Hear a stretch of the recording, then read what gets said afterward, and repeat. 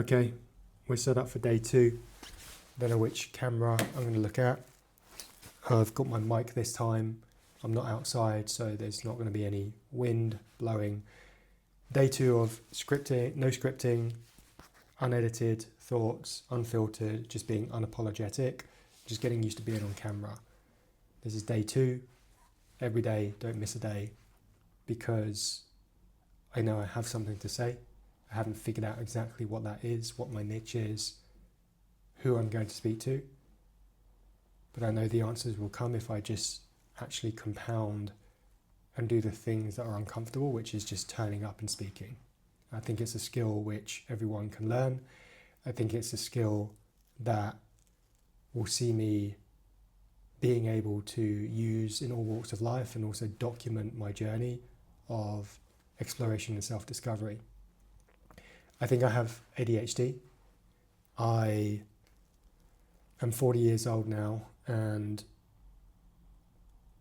a lot of the symptoms or signs of what people experience that have been diagnosed with ADHD seems to resonate with me a lot of what I'm experiencing. And not that I hope I have ADHD, but at the same time, I'm taking a stand to go and get privately assessed to figure out whether this is something from a neurodivergent level that I've basically had to put together coping mechanisms. And I don't know whether anyone has ADHD that is watching this, or if anyone has any feedback, but I almost feel like I've been living in a world which isn't made for me. I'm a square peg that's trying to fit into a round hole, and the round hole is the society, is life. I always remember back when I was a child, I was super sensitive. I'd cry at anything. Even back then, earliest memories, 6 years old, going down to Blockbuster. My mum said, hey, you can go and rent a game and you can pay them when you go back. So I went to the front desk, all happy. I picked my game up, Tom and Jerry, went up to the counter, and the lady said, hey honey, you have to pay before, you can't pay afterwards. And in that moment I felt a lot of dread. I felt like my emotions of just embarrassment and guilt and anger, and I just broke down crying. And I remember walking back that couple of minutes back home, and I was slamming the case of the game, even though she let me have it, because I broke down. She was a bit taken back. And I was slamming that on my knee, just angry. And there's been multiple experiences like that. And as I've grown up, I've been through therapy, psychotherapy, counselling. I've done a lot of different modalities with tapping modalities. I've been to a Tony Robbins event. I have done retreats, practiced mindfulness, yet I still feel like something's missing. And I seem to get a little bit better, and then I have a dip, and then I get better. And I'm on this, almost feels like this roller coaster of life. And I know that, our moods change from hour to hour, day to day. But the severity of where my mood swings are seemingly derail me. I've jumped from job to job. I've had eating disorders. I've had addictions. I've had binge eating periods in my life. My association with food isn't good. I'm an all or nothing type of guy, which is a blessing and a curse at the same time. And then I have moments of just feeling overwhelming emotion. Like I'll sit there watching a film, and then the score, the music comes, and it just makes me break down. Or I have like an over-skewed dial of feeling compassion for other people, that it's almost unbearable.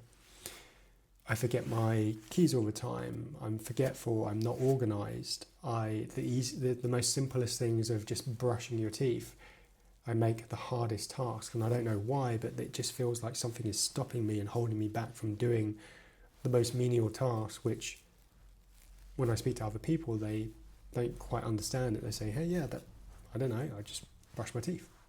I put the bins out. I make my bed in the morning. And so peppered in there is like anxiety and depression and low mood and melancholy. And I've always been searching to try and find the root of the problem. And then I've always had shame and guilt of beating myself up, thinking that I'm not disciplined enough. I break my own promises. I don't build and nurture relationships because I go dark and silent when friends try and reach out to me. I hide away because I don't want to put that darkness or that pressure onto anybody else. So it's like every day is a constant battle, and it's only through the mechanisms or the coping strategies that I feel I've been able to just get through. But I'm not saying that I never laugh or I don't go and experience things, but more often than not, it's like I'm always fighting to pick myself up, to get myself out of bed, to have the courage to just exist. But I don't want to exist anymore, I want to live. And I feel as though my foot is always on the brake. If you're in the car, and imagine you're in a car and you're just about to embark on this incredible journey, the sun setting, you're on this road, windy road in the mountains, and the sun setting, and you want to just experience the breeze and the view and the heat and the sun and on your face. Just enjoy the journey. Yet I feel like I'm at a standstill, or I start moving and then the car stalls and I have to fix it again and get back on that road, and I can never truly experience like maybe what life could be or is meant to feel like. And so I've made the decision to go and get a professional diagnosis in the UK, doing it privately because I want to speed this up and find out, just to get some more clarity. I've been going down the rabbit hole, which is again another bad thing. You go down the rabbit hole on YouTube, online, and you just get more confused. But something in me is resonating to say, hey, maybe it's time to explore this. And I've always been adverse to like traditional forms of medicine. I've always gone the holistic route. And I think pride is stopping me from actually reaching out the hand that's there to help me and getting the help that I need, or even just exploring or crossing off something which may not just be to do with like my motivation or my tenacity to want to get better, but it may actually be something deeper rooted from me being neurodiverse. And I still don't understand it fully enough. I've got a book that a friend gave me about dealing with adult ADHD.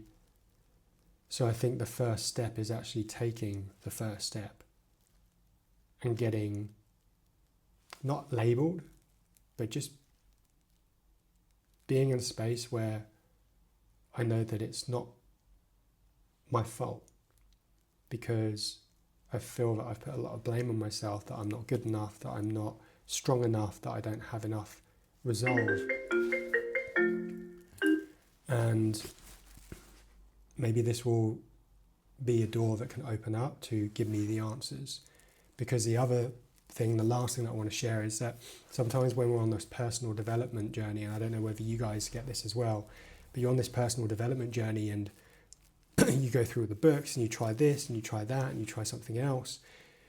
And it's almost like you're in this echo chamber and this bubble, and you're seeing what other people have benefited from, or the anecdotal evidence and people getting well and their lives change. And when that doesn't happen to you, you just start becoming more